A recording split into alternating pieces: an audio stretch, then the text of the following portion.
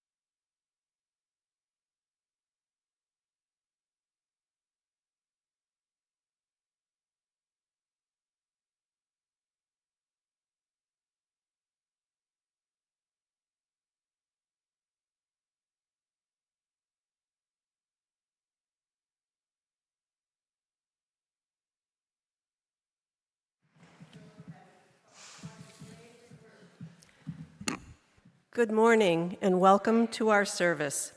Welcome to the Unitarian Society of Germantown. My name is Andrea Barsovic and my pronouns are she and her. And you might wonder why I was masked and why the people in the front part of the sanctuary are masked. We're doing that in order to care for Greg, who is immune compromised. So if you're in the latter part of the sanctuary, please, wear masks if you're in the front, and you may be unmasked when you're in the back. But if you want to have a conversation with Greg, please get a mask. They're in all of these front pews and also on the very front pew on my left over there. We are a Unitarian Universalist congregation seeking to support one another as we grow our souls and affirm that a better world is possible. We celebrate the gift of life each week at Sunday service, and we are so honored that you have joined us this morning. No matter your gender, your race, sexual orientation, your class, family structure, employment status, or your health, know that you are welcome here just as you are. As Unitarian Universalists, we are diverse in our spiritual beliefs. Some of us are atheists, some are agnostics, and some believe in God. But all of us put love at the center of our lives. You are invited to join us in that common purpose and for lunch after the service. For all our newcomers and visitors, please find your way to the welcome table, which is over here, where a lay leader can help answer questions or set you up with a name tag. Being able to greet one another by name is so vital for building community. If you came with children today, grab a CSD guide from the welcome table. It will tell you about Children's Spiritual Development Options, CSD. Please know that the nursery is available for infants and crawlers. That's at the back of the sanctuary.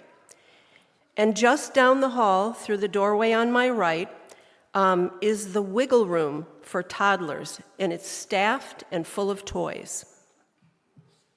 The primary way to find out about this community and what we are doing each week is to subscribe to our newsletter, The Communicator.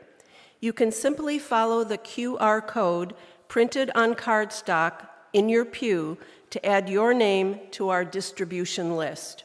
Read it each week to find out how you can plug in and help out. And here are a few of the announcements that are in the Communicator. Wow. After the service today, there's a meet and greet with Reverend Hannah for all newcomers or visitors who are interested in asking her questions and getting to know her. You can find Reverend Hannah in the Sullivan Room, Sullivan 1, starting at noon.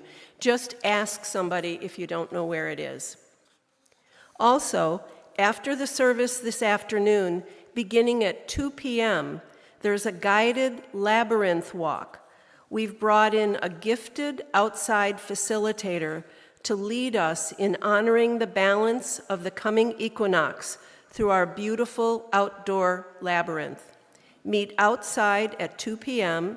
There will be a mix of meditation, ritual, and walking, concluding at 5 p.m. As the Children's Spiritual Development Program gets underway for this year, we encourage you to register your children. You can follow the QR code in your order of service to register.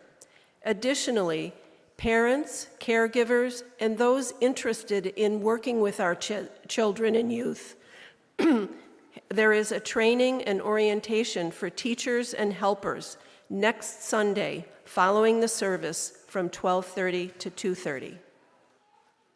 And this morning, it is my privilege to introduce our worship leaders for this service.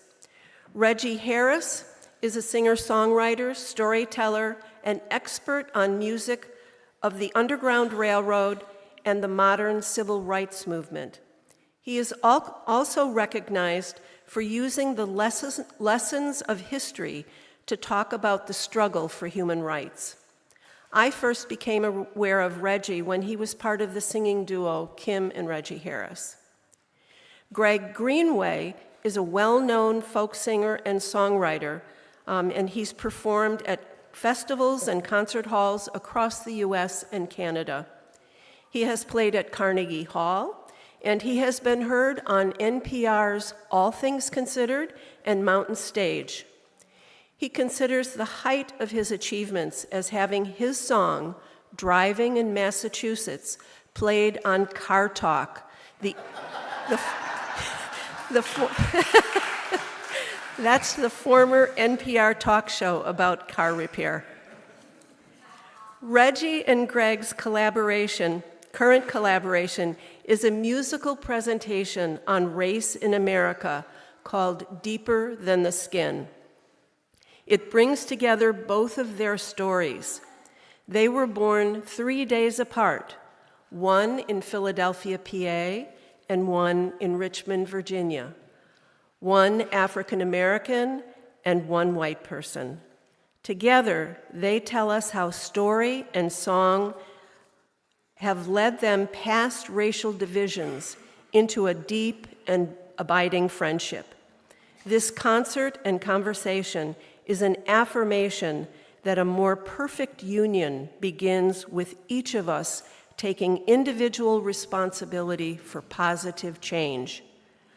Those of us who attended the concert last night can attest to its very powerful message. And now, as we deepen into worship, I ask that you please silence your cell phones. Be present for this hour, but please don't silence your children. Their sounds are welcome here. Our call to worship this morning is by Michelle LaGrave. May your call be awakened. We come to religious community from many paths with diverse needs. If you have come here seeking comfort, may your pain be soothed. If you have come here looking for answers, may you find new questions. If you have come here seeking purpose, may your call be awakened. If you have come here hoping to build a new way, may the path open before you. And now for our chalice lighting this morning, I've asked Mimi Rivanek to come up and light the chalice, and I ask you all to join me in reading the chalice lighting words that are in your order of service. Love is the spirit of this church, and service is its prayer. This is our great covenant, to dwell together in peace, to seek the truth in love, and to help one another.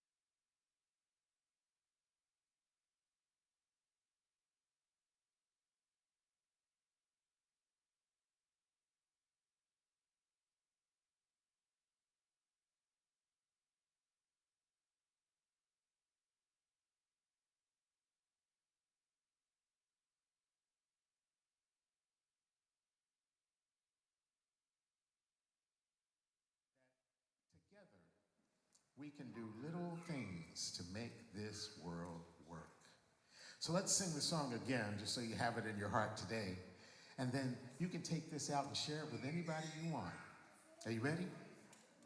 This little light of mine, I'm gonna let it shine. Oh, this little light of mine, I'm gonna let it shine. Oh, this little light of mine, I'm gonna let it shine. Let it shine, let it shine, let it shine. Thank you so much for coming up. Have a great day.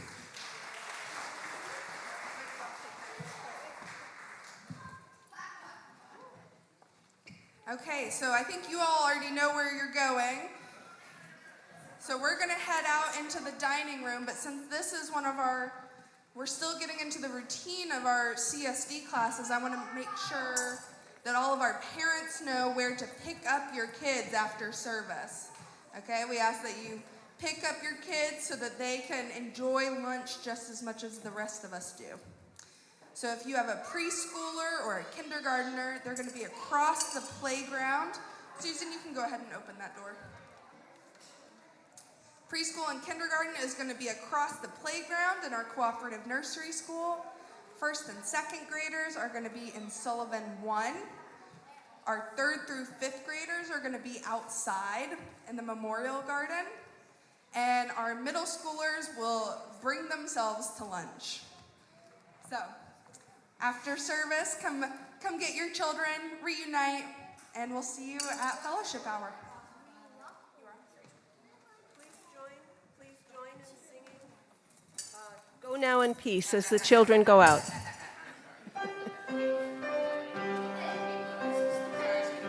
Go now in peace, go now in peace.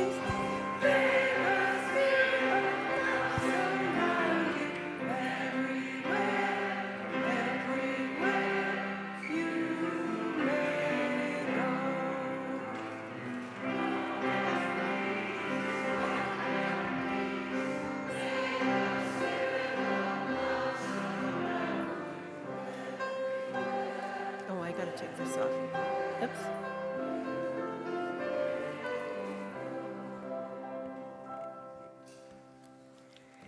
As some of you know, we have been hosting a family in our church through Family Promise.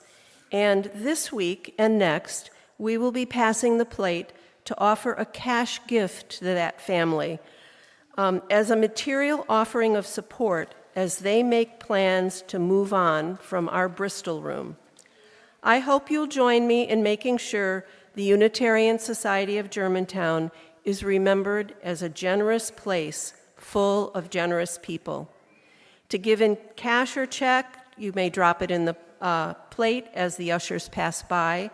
And to give by text, please follow the instructions on the back cover of your order of service.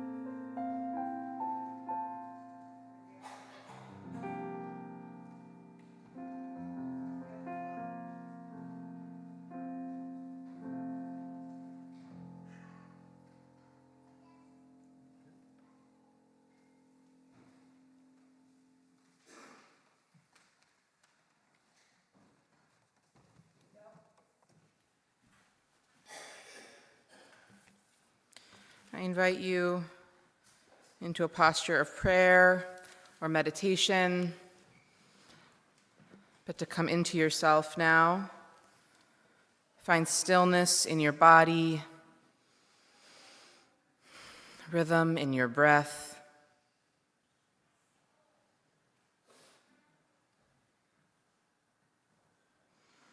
Our prayer today comes from Ted Loder.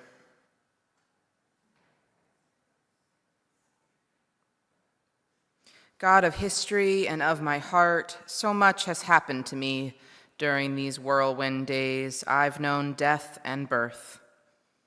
I've been brave and scared. I've been hurt. I've helped.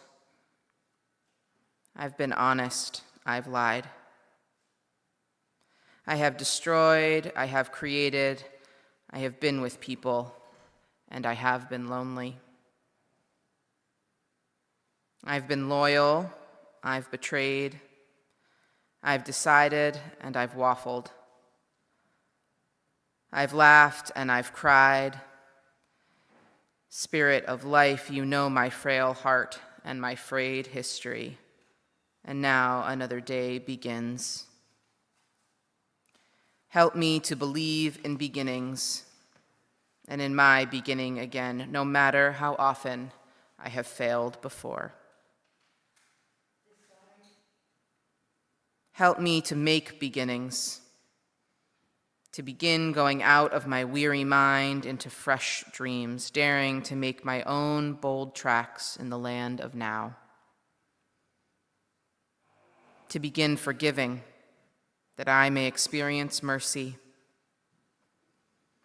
To begin questioning the unquestionable, that I may know truth. To begin sacrificing, that I may accomplish justice. To begin risking, that I may make peace. To begin loving, that I may realize joy. Help me to be a beginning for others, to be a singer to the songless, a storyteller to the aimless, a befriender of the friendless. To become a beginning of hope for the despairing, of assurance for the doubting, of reconciliation for the divided. To become a beginning of freedom for the oppressed, of comfort for the sorrowing, of friendship for the forgotten. To become a beginning of beauty for the forlorn, of wholeness for the broken, of peace for the frightened and violent of the earth. Help me to believe in beginnings, to make a beginning, to be a beginning, so that I may not just grow old, but grow new each day of this wild, amazing life. May it be so, and amen.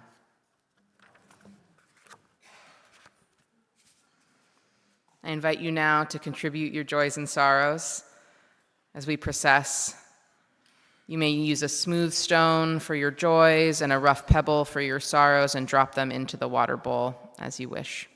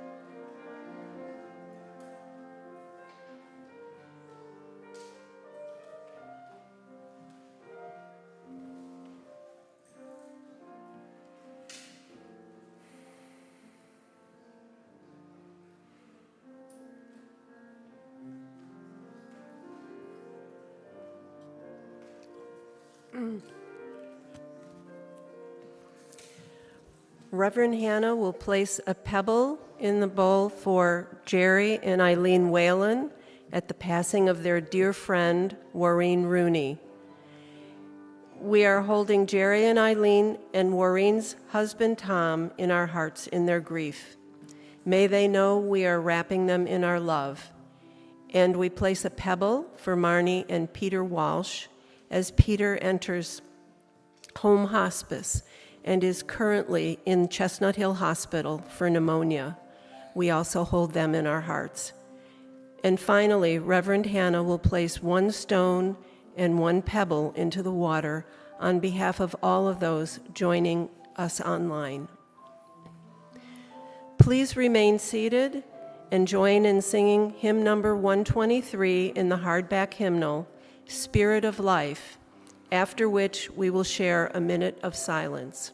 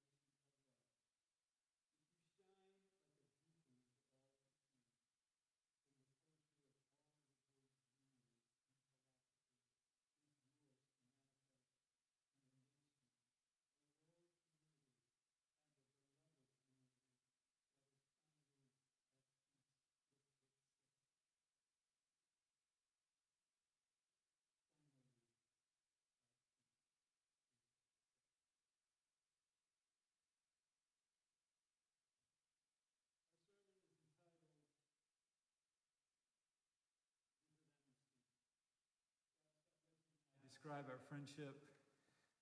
And it means so much as it expands into the world today. And who knew that the world we're living in would take the turn that it has taken?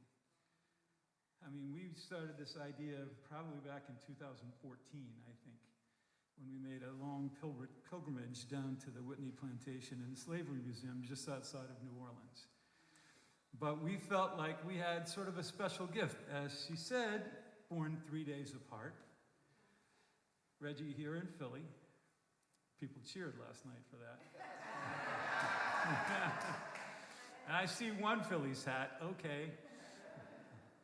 And I was born at a place that at one point, 54 miles up the James River from Jamestown, where everything began for the European entrance into our continent.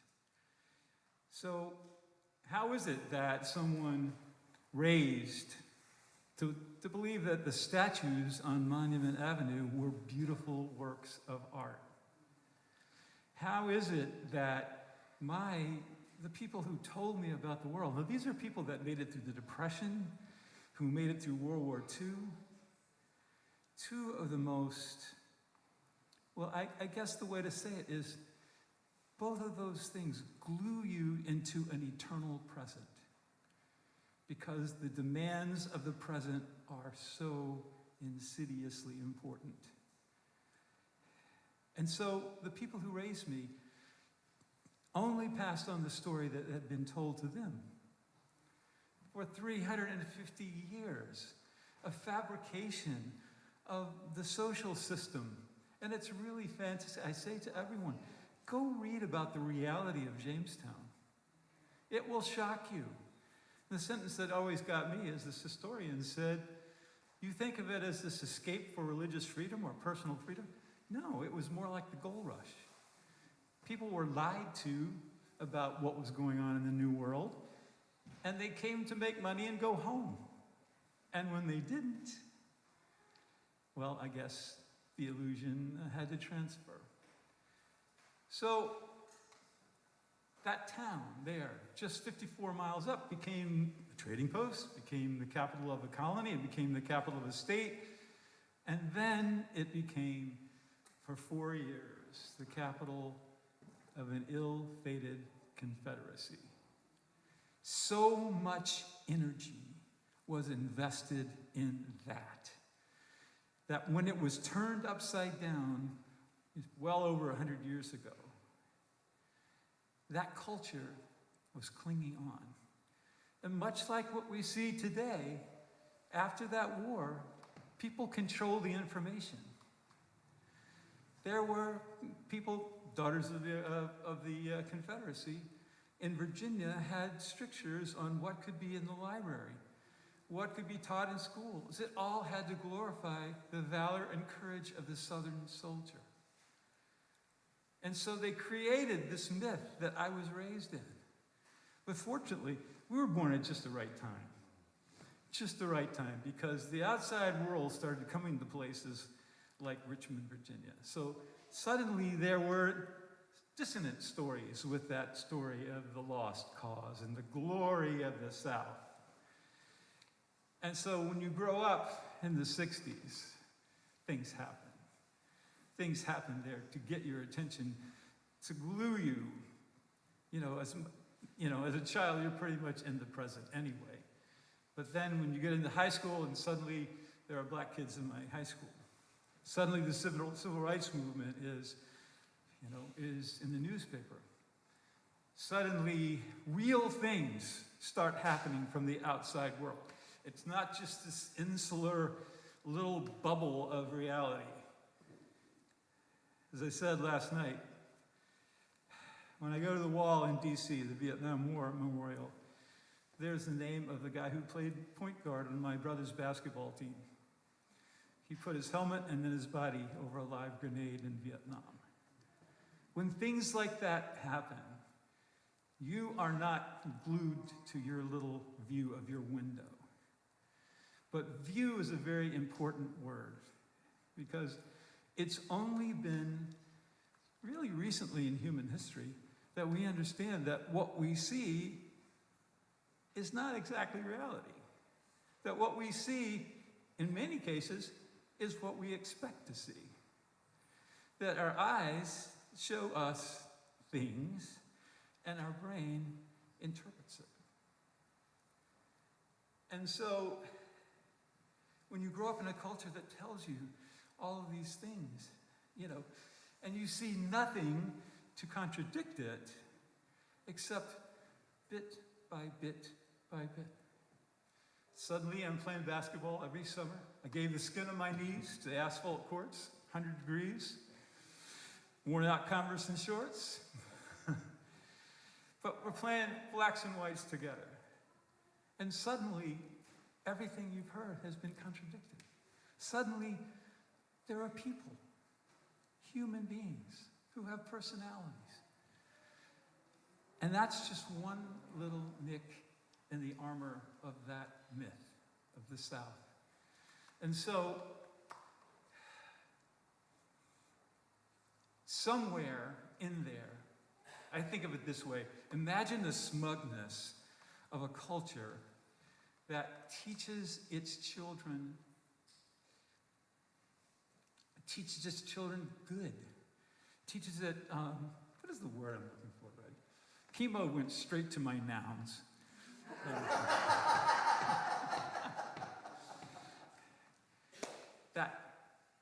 that they taught us, but didn't feel like they needed that all the things, love and hope and all the things that you would hear in a room like this. They felt that it wasn't necessary to show you the asterisk, that only went as far as certain skin colors and certain types of people. You have to learn that on your own. And when things start to unwind, then you start looking around and saying, what else have I been lied to about? And make no mistake about it, no matter where you were raised in this country, you were told some form of a fairy tale. But there, in that bundle that my fathers handed to me, was empathy. Now, maybe I'm the youngest of 3 boys by several years, so I always identified with the least powerful person in the room. But in the bundle that they gave me were the ears and the eyes to see what I saw and have my heart interpret it. And so, as I began to understand the struggles that were going on just a few blocks away from my house, and I started to learn about and study about the civil rights movement, when you're the youngest kid by a lot of years in a very male-dominated, sports-oriented family, justice is very big.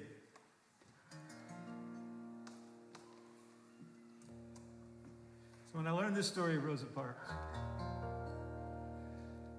the real story, people think she just made up her mind to sit, and that was that. No, she was the second person chosen to do this very thing, to violate the law, the seat law. And she studied at Highlander School, passive resistance.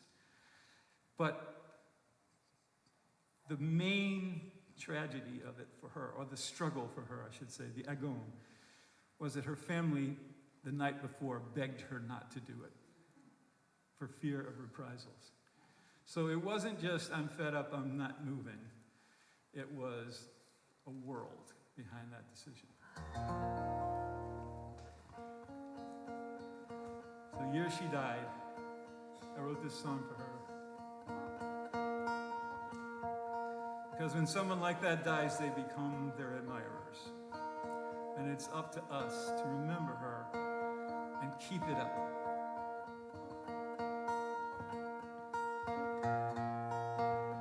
Goodbye, Rosa. The year has changed. The one when you left us, the one you became, the ones who remember your name, and the day you would not be moved.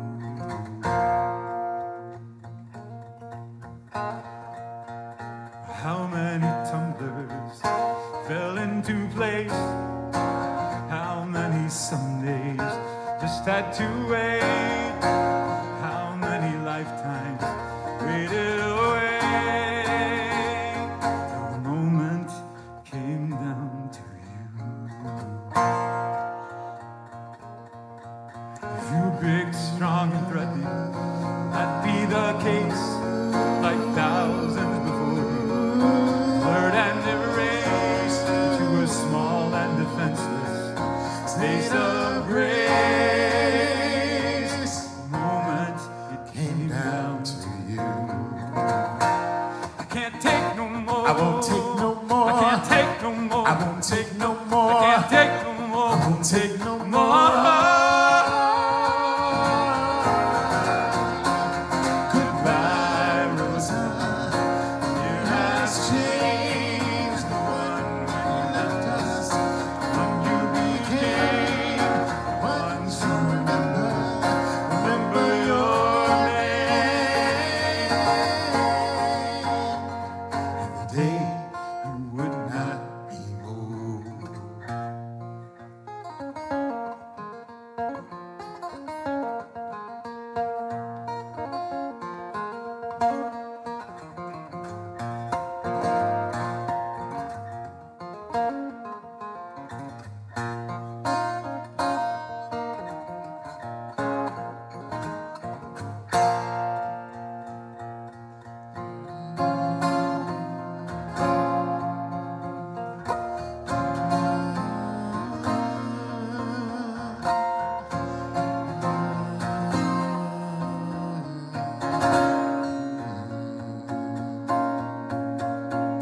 Now the year that this happened was 55.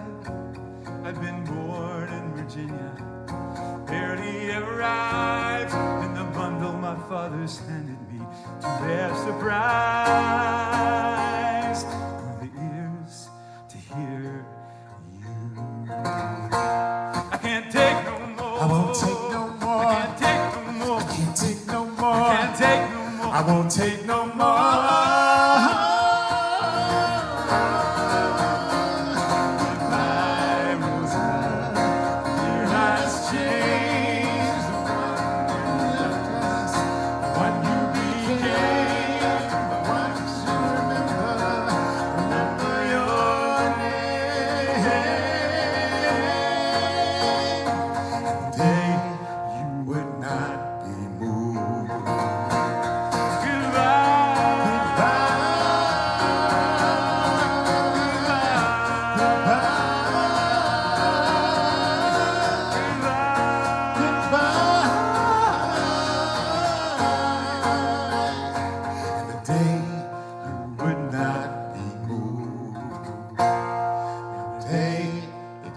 Down to you.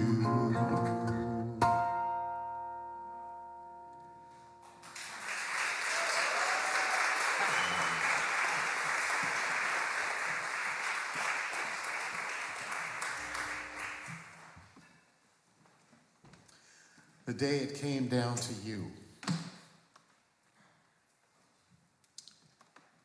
I mentioned that my life began here in Philadelphia, surrounded by elders. We called them old people.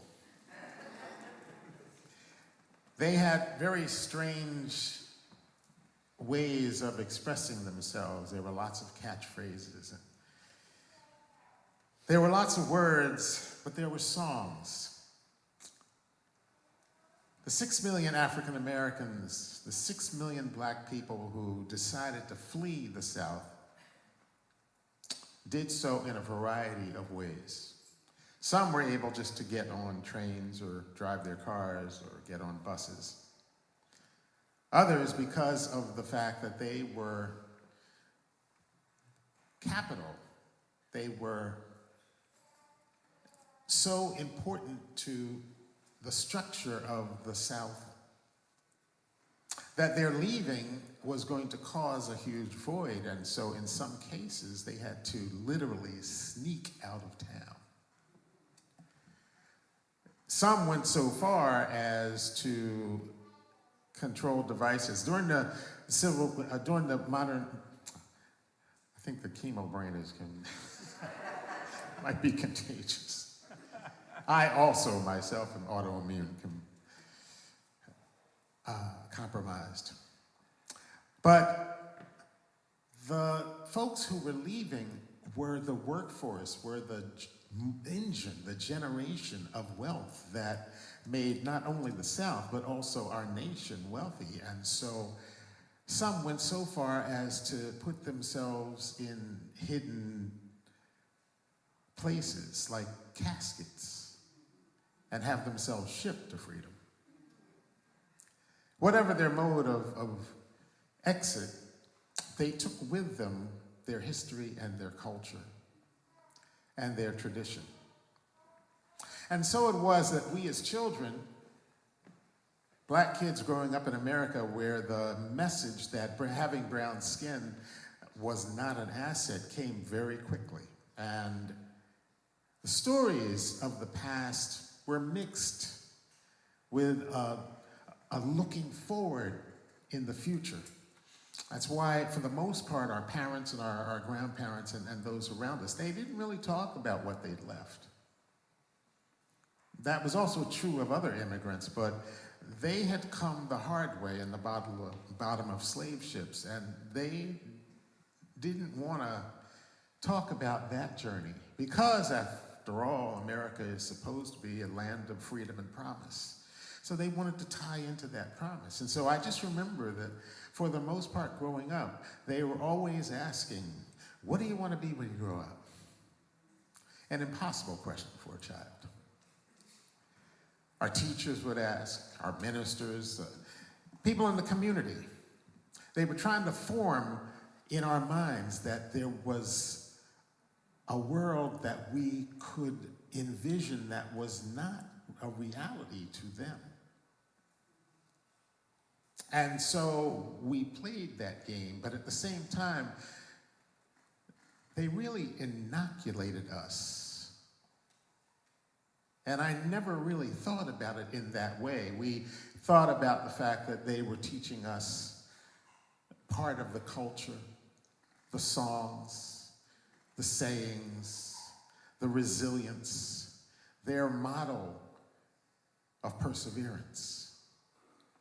But what they did, what they said, and what they didn't say inoculated us.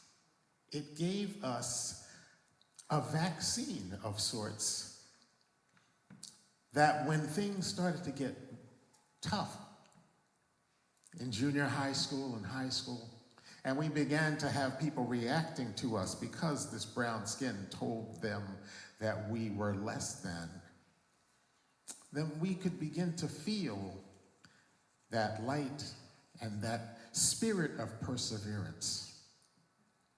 And so it was that when I took myself to Atlanta for my first year of college, and I experienced a deeper level of hostility and racism, I began to feel that I was grounded in a way that many of my colleagues were not.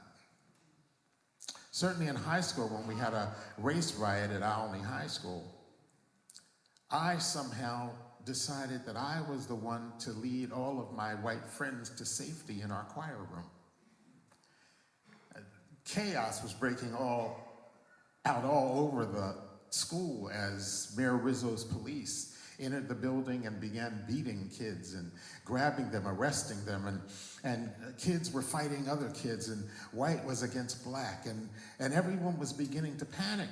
And somehow in all of that chaos, Reggie Harris, with no obvious credentials, decided that he was the calm in the storm and gathered a group of kids and led them to the 5th floor. And then came down through the mayhem and the chaos, and using a secret exit that I knew because the choir practiced late and had to exit the school through the boiler room, just kind of calmly walked out of the building. Even though kids said, hey, we're rioting up on the 3rd floor, meet us up there. And I said, see you there, and went out.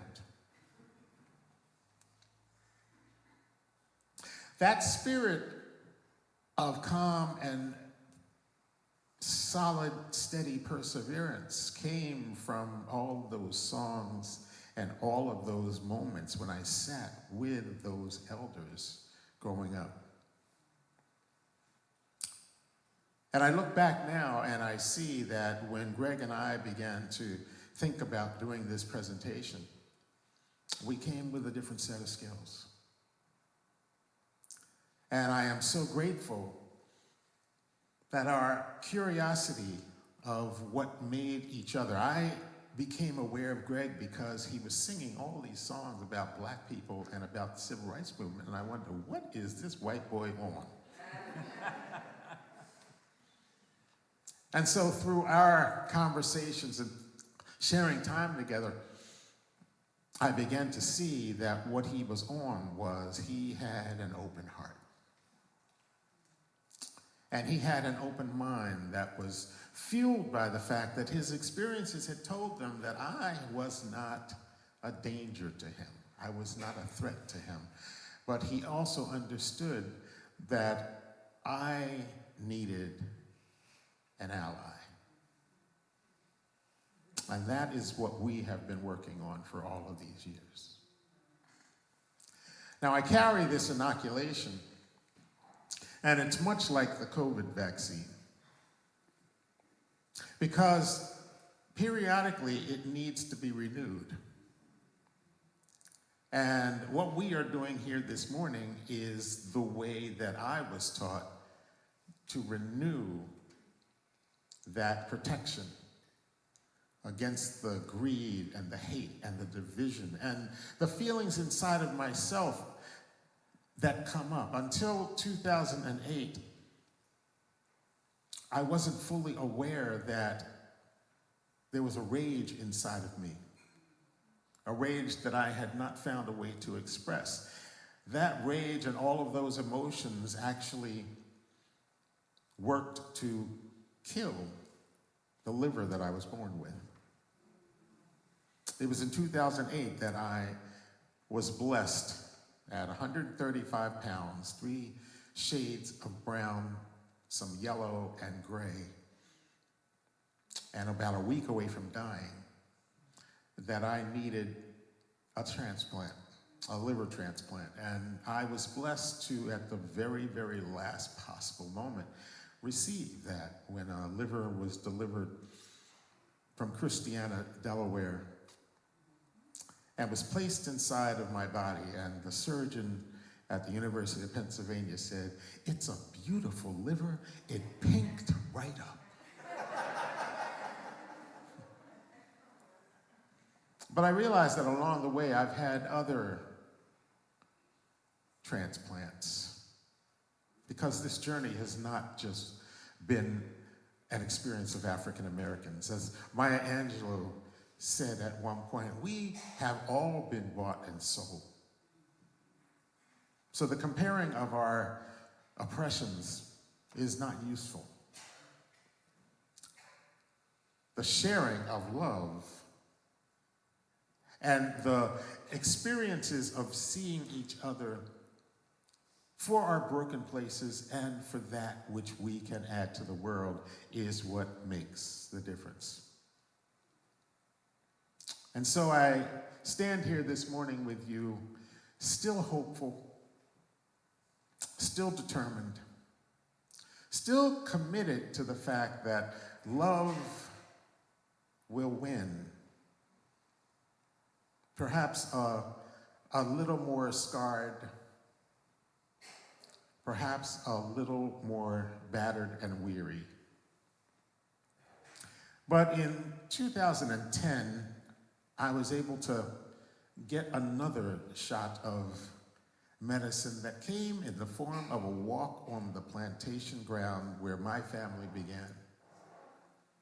Through a series of, there are no accidents. There are no coincidences.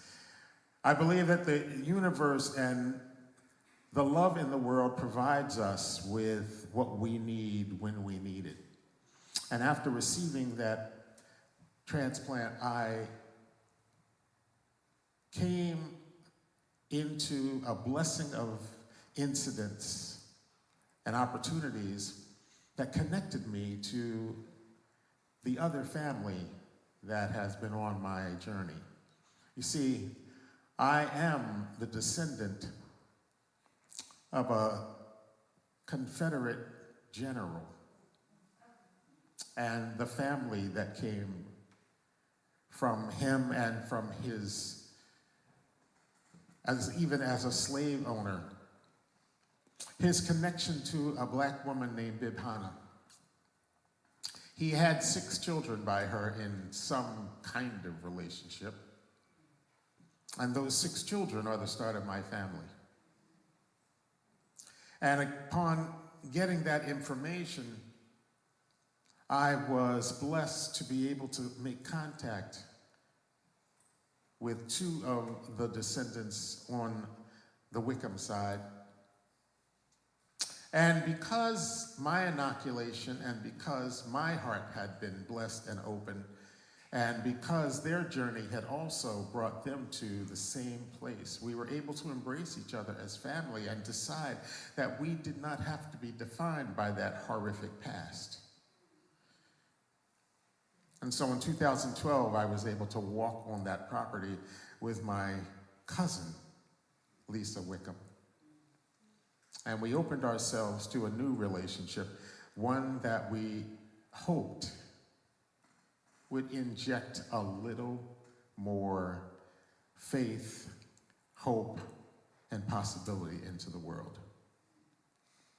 It was a powerful walk that day, and it has gone on to bear fruit.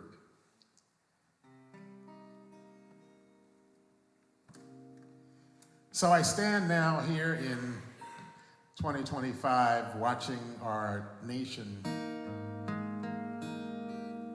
with a lot of people who have refused any sense of being inoculated against that hate. And I stand as an example and also an advocate and certainly an ambassador who says that this is possible because we are possible. The friendship that Greg and I have is a light in the world. And it's not always a light that shines as brightly as we would wish. But I know that from Hickory Hill, that plantation, to this day and time, I am uniquely qualified to share the hope that our world needs. Indeed, we can be the very essence of the world we hope to see.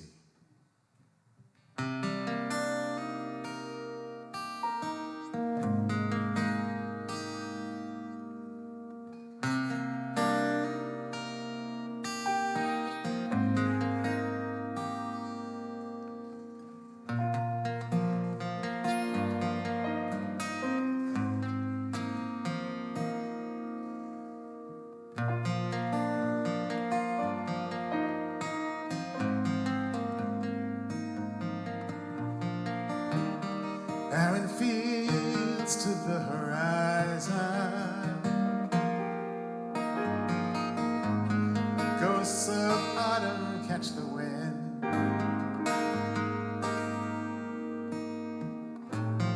Memories of those saints and sinners gather round to haunt us once again. Now we're finally here together, standing silent, face to face.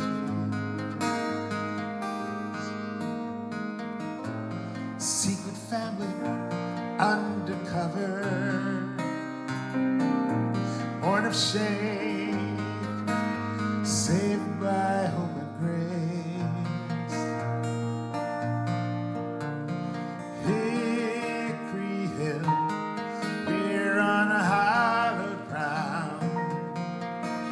walking side by side, wondering what we found. Hearts break open wide across the great divide, and I can see the questions in your eyes now that we are home again.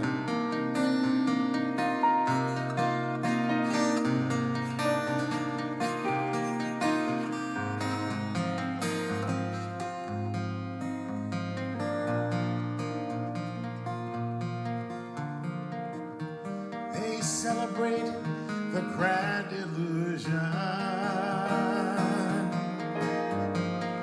and they write it up for all to see. But in that mystery of confusion, there lies a truth that might one day set us free. So now our stories come together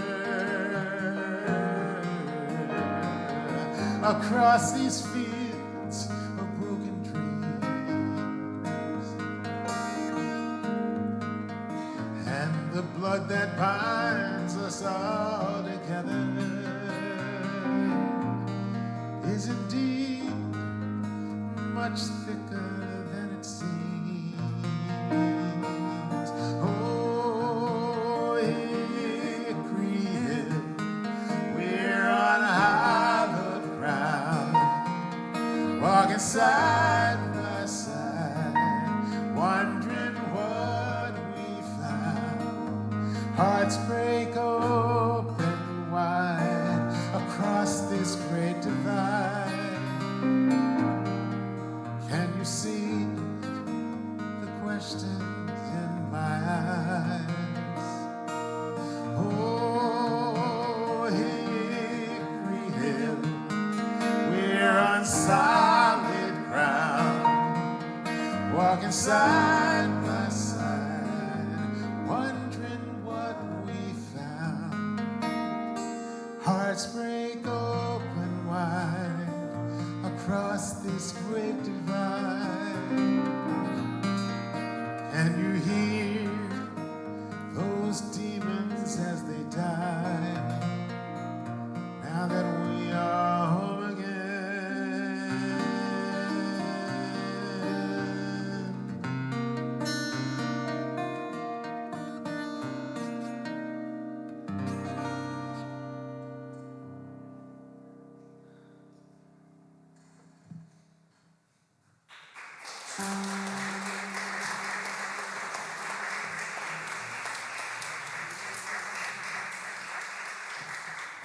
It's a mighty long way from over yonder. It's a mighty long way from there to here. We're gonna take it, oh yes, one step at a time, so that we can make that walk from there to here. Here's how it works. Oh, it's a mighty long way. It's a mighty long way from over yonder. over yonder. It's a mighty long way It's a mighty long way from there to here. there to here. We're gonna take it, oh yes, one step at a time, so that we can make that walk from There to here. now. Every child born is a revolution. It's a revolution with a song inside. Some won't hear it, oh, some hear nothing else. Sing night and day just to keep that song alive. Well, it's a mighty long way My long way over yonder. over yonder. Oh, it's a mighty long way It's a mighty long from way there to oh, here. there to here. We're gonna take it, oh, one step at a time, so that we can make that walk from there to here. Now when you got a dream, you got to stand up and shout it loud and clear. What's that I'm hearing? It's the voice of the people singing that we will make that walk from there to here. Oh, it's a mighty long way. It's a mighty long way. Over yonder. Over yonder. It's a mighty long way. It's a mighty long way. From there to Oh, here. there to here. We're gonna take it, oh yes, one step at a time. So that we can make that walk from there to here. So that we can make that walk from there to here. So that we can make that walk from there to here.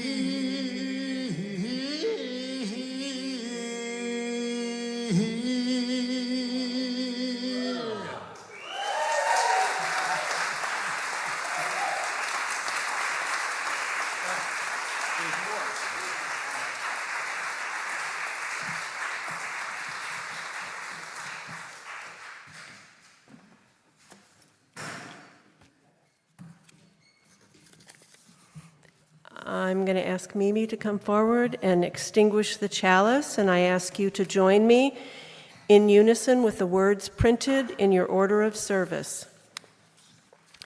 We extinguish our chalice, but the flame remains in us as we live into the mission of this congregation, building beloved community with compassion, service, and empowerment. The benediction is from Edward Everett Hale. I am only one, but still I am one.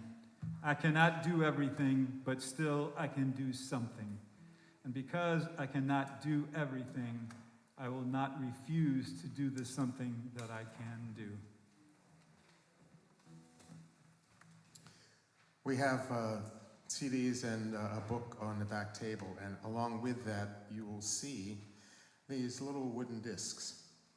I've been carrying them around. They were a gift to me from our friend, Rabbi Jonathan Kliegler, and they come from a Jewish tradition of hope and justice. And printed on them, it says, "It is not up to you to finish the work, neither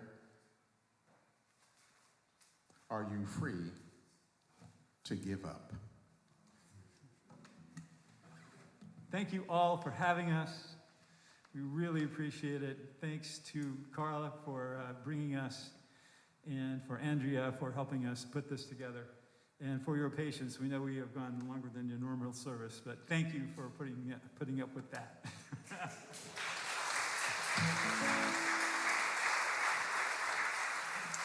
Oh, by the way, the little discs are free.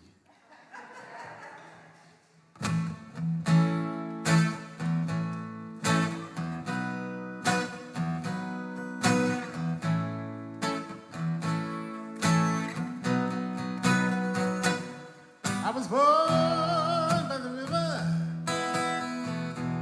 in a little town, just like that river. I've been running ever since, but it's been a long time coming. But I know change gonna come. Oh, yes it will. It's been too hard living, but I'm afraid to die, 'cause I don't know what's up there beyond the sky. But it's been a long time coming. But I know change gonna come. Oh, yes it will. Well, I go to the movie and I go downtown.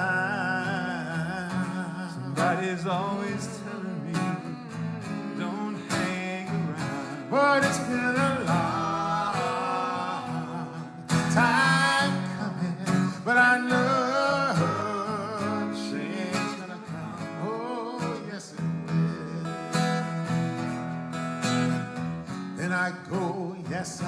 see my brother. And I say, brother, won't you help me, please? But he winds up knocking me back down on my knees.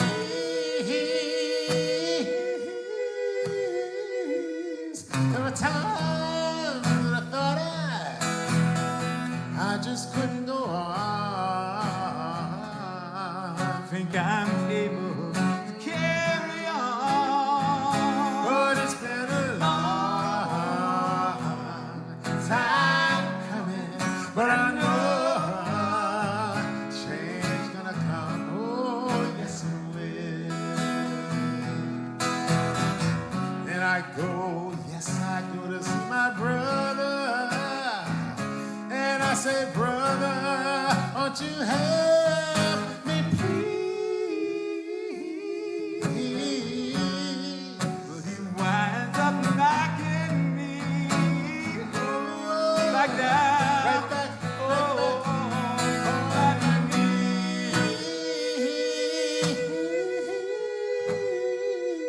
There were times I thought I just couldn't go on. I think I'm able to carry on. Oh, but it's been a long time coming. But I know change gonna come. Oh, yes it will. But it's been a long time coming. But I know change gonna come. Oh, yes it will.